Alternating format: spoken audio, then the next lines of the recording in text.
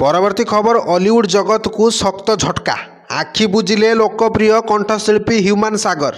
ओडिशार सुनामधन्य तथा लोकप्रिय कंठशिल्पी ह्यूमान सागर परलोक। भुवनेश्वर एम्स रे तांको चिकित्साधीन अवस्था देहांत होईछि। किछि दिन हेबो तांको स्वास्थ्य अवस्था संकटापन्न रहितला। लिभर और किडनी जनित रोग रे पीड़ित थिले ह्यूमान।